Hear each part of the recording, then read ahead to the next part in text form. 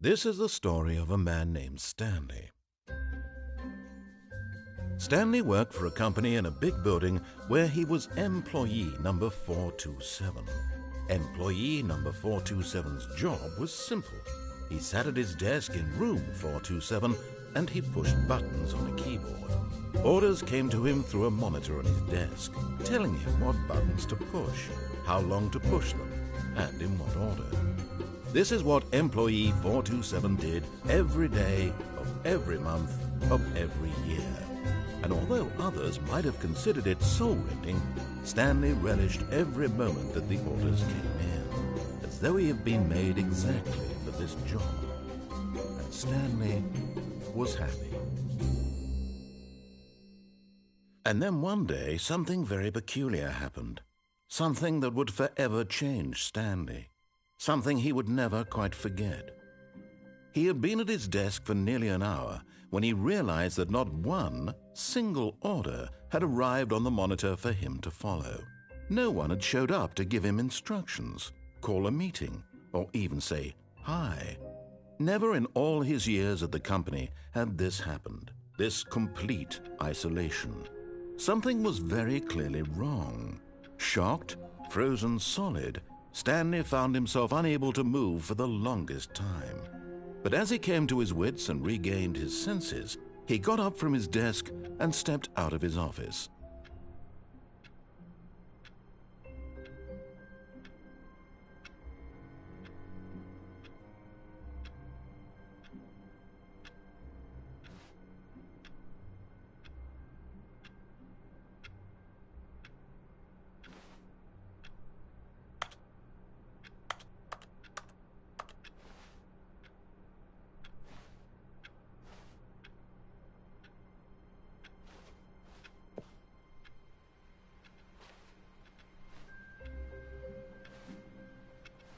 All of his co-workers were gone. What could it mean? Stanley decided to go to the meeting room. Perhaps he had simply missed a memo.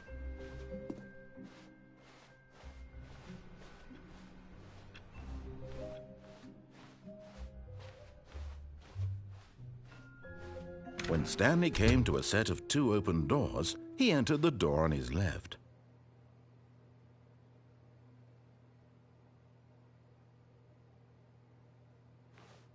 This was not the correct way to the meeting room, and Stanley knew it perfectly well. Perhaps he wanted to stop by the employee lounge first, just to admire it. Ah, yes, truly a room worth admiring. It had really been worth the detour after all, just to spend a few moments here in this immaculate, beautifully constructed room. Stanley's but eager to get back to business, Stanley took the first open door on his left. And so he detoured through the maintenance section, walked straight ahead to the opposite door, and got back on track.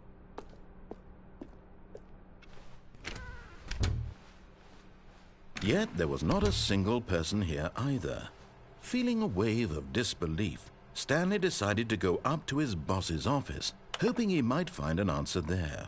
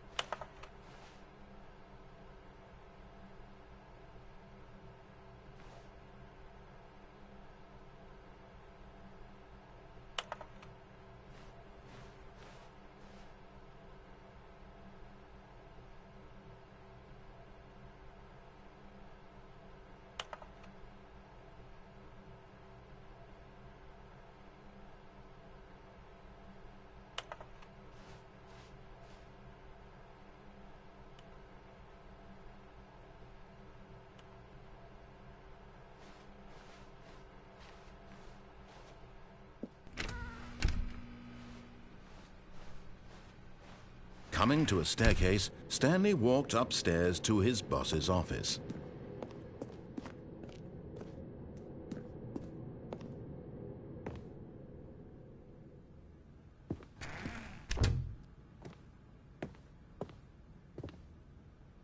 Stepping into his manager's office, Stanley was once again stunned to discover not an indication of any human life. Shocked, unraveled, Stanley wondered in disbelief who orchestrated this, what dark secret was being held from him. What he could not have known was that the keypad behind the boss's desk guarded the terrible truth that his boss had been keeping from him. And so the boss had assigned it an extra secret PIN number, 2845. But of course, Stanley couldn't possibly have known this. Yet incredibly, by simply pushing random buttons on the keypad, Stanley happened to input the correct code by sheer luck. Amazing. He stepped into the newly opened passageway.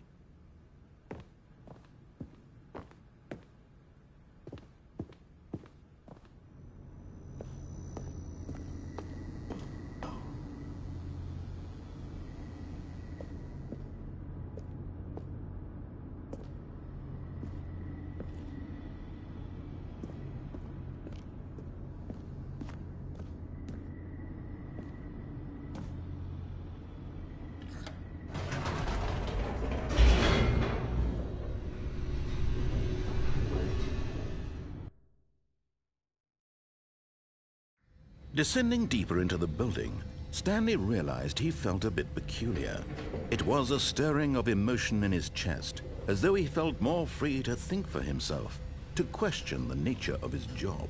Why did he feel this now, when for years it had never occurred to him?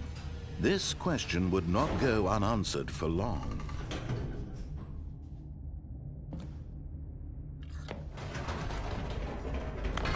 Whoops, nope. Never mind. Stanley actually got back into the elevator and went back up. Silly me. Why did Stanley do that when he knew that it would just lead back to his boss's office? Well, that's a great question. I just can't wait to find out.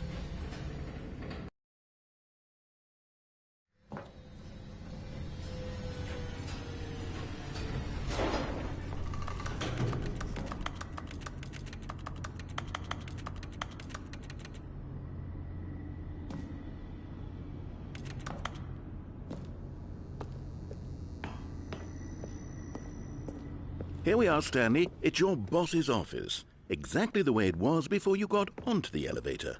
It's still just exactly what it is. What a decision you've made to come up here and look at the office again. This has fleshed out the plot of the story in new and fascinating ways I could have never anticipated. It's that keen eye for storytelling that you have, an incisive rapid fire of critical plot points, one after the other, weaving a rich tapestry of uncompromising narrative. Wow! I'm bolted to the edge of my seat. Incredible. Now he's getting back into the elevator and going down again. Ladies and gentlemen, how does he keep coming up with all of this?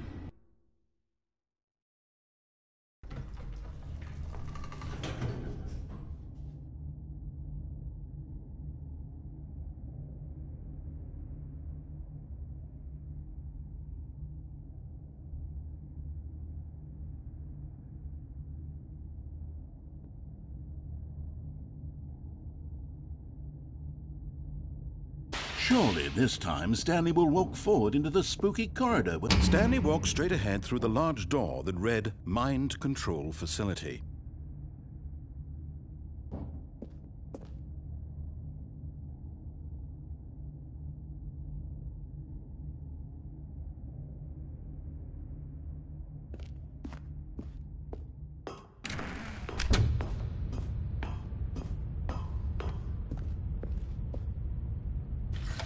The lights rose on an enormous room packed with television screens. What horrible secret did this place hold? Stanley thought to himself. Did he have the strength to find out?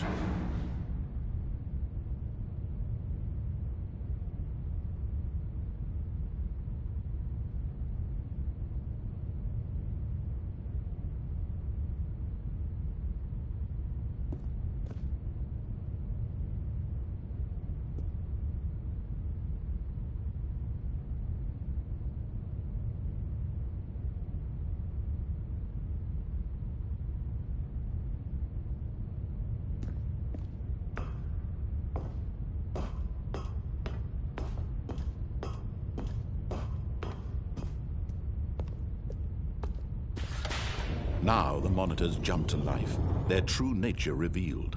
Each bore the number of an employee in the building, Stanley's co-workers. The lives of so many individuals reduced to images on a screen, and Stanley, one of them, eternally monitored in this place where freedom meant nothing.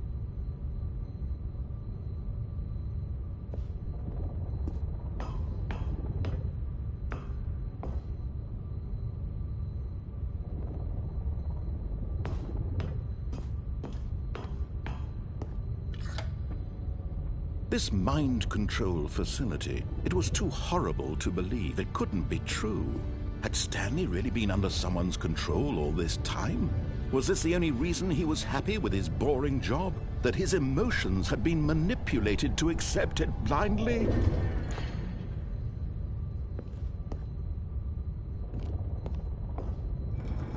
No, he refused to believe it. He couldn't accept it. His own life in someone else's control? Never! It was unthinkable, wasn't it? Was it even possible? Had he truly spent his entire life utterly blind to the world? But here was the proof. The heart of the operation. Controls labeled with emotions. Happy, or sad, or content. Walking, eating, working. All of it monitored and commanded from this very place. And as the cold reality of his past began to sink in, Stanley decided that this machinery would never again exert its terrible power over another human life. For he would dismantle the controls once and for all.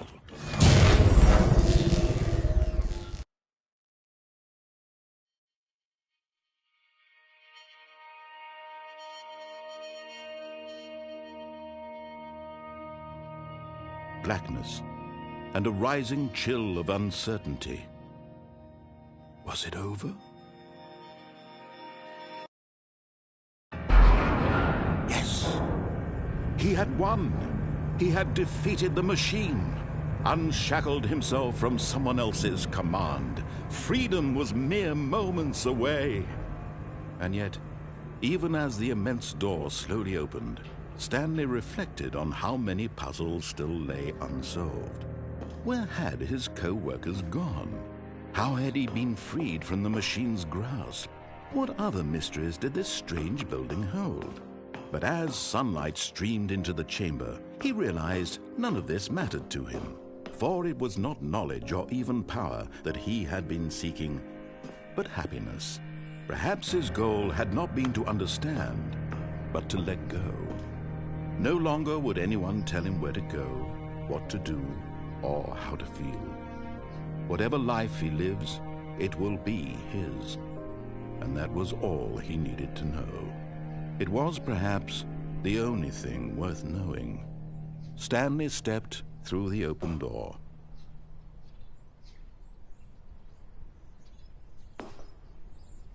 Stanley felt the cool breeze upon his skin. The feeling of liberation, the immense possibility of the new path before him. This was exactly the way, right now, that things were meant to happen. And Stanley was happy.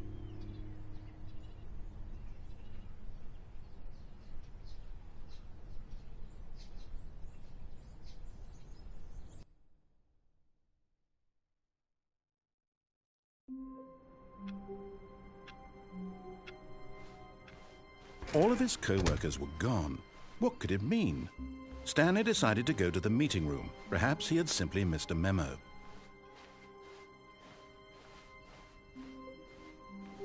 When Stanley came to a set of two open doors, this was not the correct way to the meeting room, and Stanley knew it perfectly well. Perhaps he wanted to stop by the employee lounge first, just to admire it. Wow, yes, this room. But eager to get back to business, Stanley took the first open door on his left.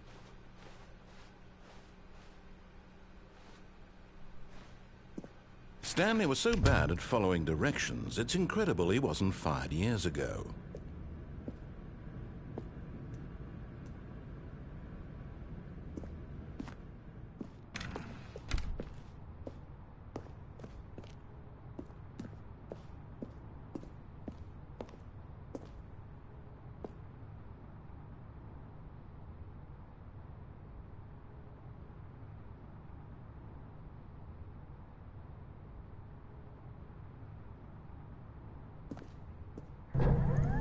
Look, Stanley, I think perhaps we've gotten off on the wrong foot here. I'm not your enemy, really, I'm not. I realize that investing your trust in someone else can be difficult, but the fact is that the story has been about nothing but you all this time. There's someone you've been neglecting, Stanley. Someone you've forgotten about. Please, stop trying to make every decision by yourself. Now, I'm not asking for me, I'm asking for her. This is it, Stanley. Your chance to redeem yourself. To put your work aside. To let her back into your life. She's been waiting.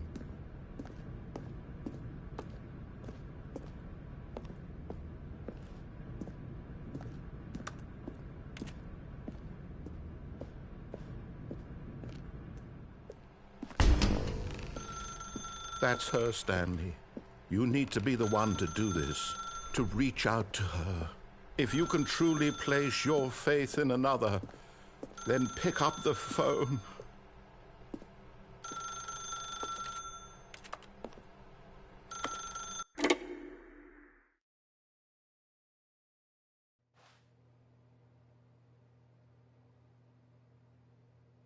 Oh, Stanley, is that you?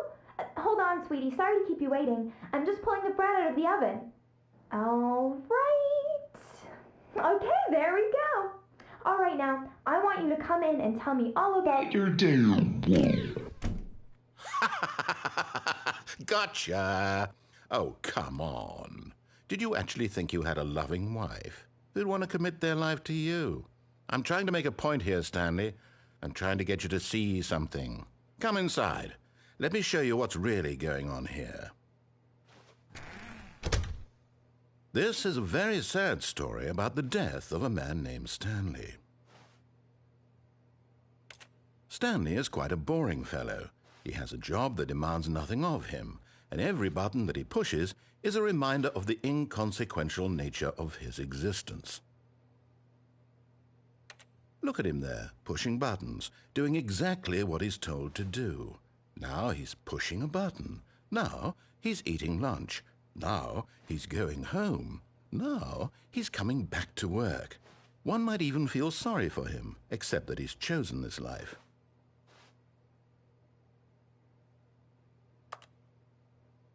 But in his mind, he can go on fantastic adventures. From behind his desk, Stanley dreamed of wild expeditions into the unknown, fantastic discoveries of new lands. It was wonderful. And each day that he returned to work was a reminder that none of it would ever happen to him. And so he began to fantasize about his own job. First, he imagined that one day while at work, he stepped up from his desk to realize that all of his co-workers, his boss, everyone in the building had suddenly vanished off the face of the earth. The thought excited him terribly. So he went further. He imagined that he came to two open doors and that he could go through either. At last, choice. It barely even mattered what lay behind each door. The mere thought that his decisions would mean something was almost too wonderful to behold. As he wandered through this fantasy world, he began to fill it with many possible paths and destinations. Down one path lay an enormous round room with monitors and mind controls. And down another was a yellow line that weaved in many directions. And down another was a game with a baby. And he called it the Stanley Parable. It was such a wonderful fantasy, and so in his head he relived it again, and then again, and again, over and over, wishing beyond hope that it would never end, that he might always feel this free. Surely there's an answer down some new path, mustn't there be? Perhaps if he played just one more time. But there is no answer. How could there possibly be? In reality, all he's doing is pushing the same buttons he always has. Nothing has changed. The longer he spends here, the more invested he gets, the more he forgets which life is the real one. And I'm trying to tell him this, that in this world he can never be anything but an observer, that as long as he remains here, he's slowly killing himself, But he won't listen to me. He won't stop. Here, watch this. Stanley, the next time the screen asks you to push a button, do not do it. You see? Can he just not hear me? How can I tell him in a way that he'll understand that every second he remains here, he's electing to kill himself? How can I get him to see what I see? How can I make him look at himself?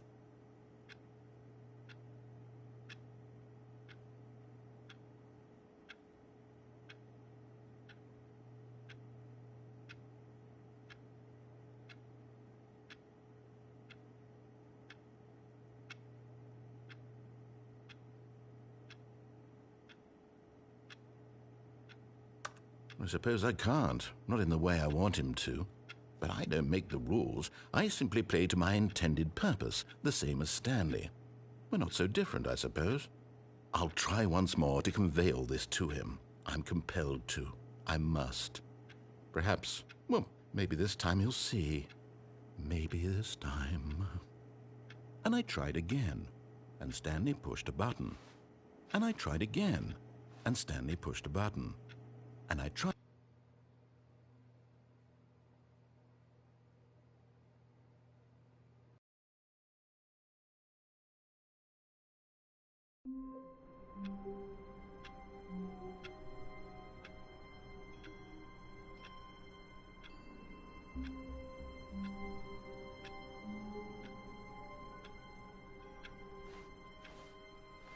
All of his co-workers were gone.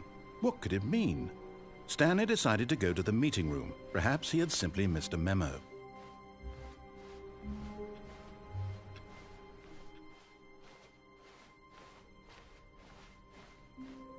When Stanley came to a set of 2 open doors, he entered the door on his left.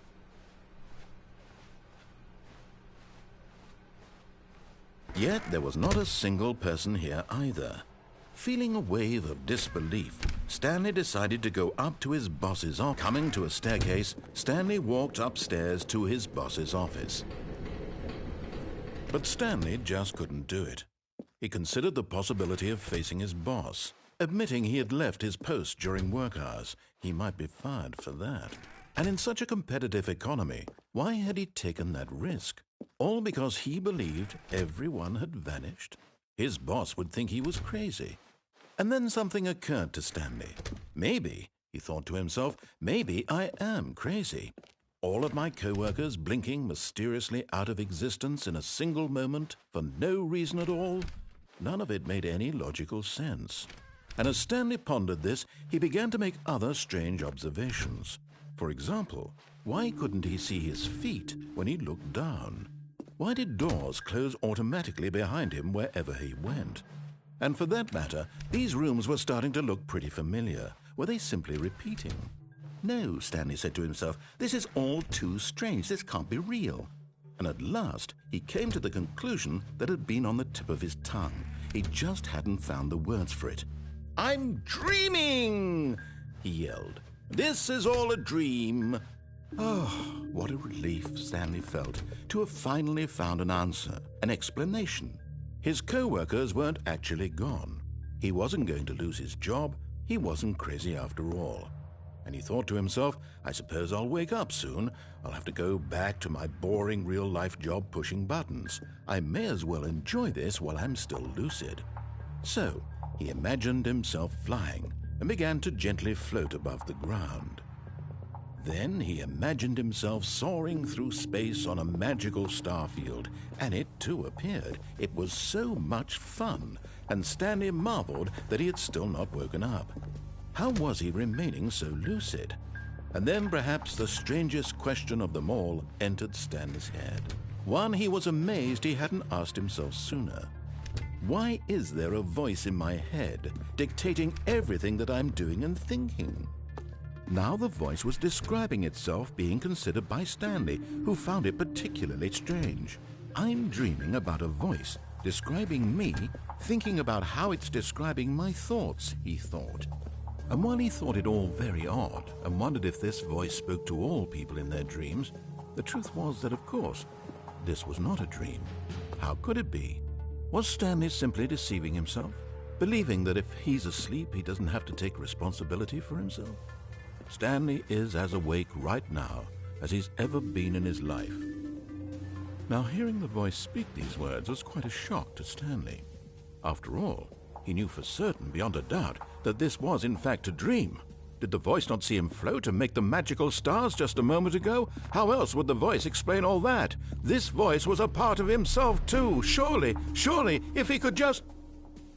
He would prove it. He would prove that he was in control, that this was a dream. So he closed his eyes gently, and he invited himself to wake up. He felt the cool weight of the blanket on his skin, the press of the mattress on his back, the fresh air of a world outside this one. Let me wake up, he thought to himself. I'm through with this dream. I wish it to be over. Let me go back to my job. Let me continue pushing the buttons. Please, it's all I want. I want my apartment and my wife and my job. All I want is my life exactly the way it's always been. My life is normal. I am normal. Everything will be fine. I am okay.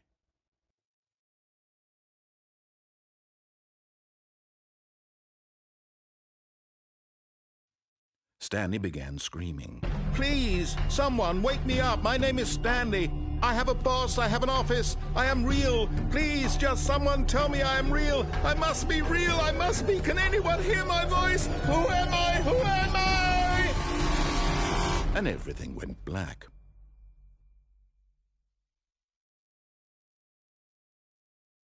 This is the story of a woman named Mariella. Mariella woke up on a day like any other. She arose, got dressed, gathered her belongings, and walked to her place of work. But on this particular day, her walk was interrupted by the body of a man who had stumbled through town talking and screaming to himself, and then collapsed dead on the sidewalk. And although she would soon turn to go call for an ambulance, for just a few brief moments she considered the strange man. He was obviously crazy. This much she knew. Everyone knows what crazy people look like. And in that moment, she thought to herself how lucky she was to be normal. I am sane. I am in control of my mind. I know what is real and what isn't. It was comforting to think this, and in a certain way, seeing this man made her feel better. But then she remembered the meeting she had scheduled for that day, the very important people whose impressions of her would affect her career, and by extension, the rest of her life.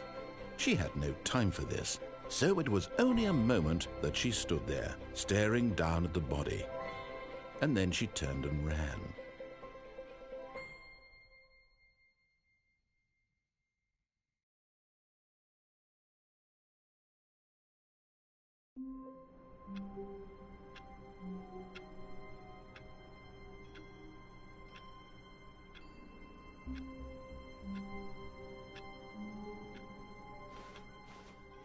All of his co-workers were gone.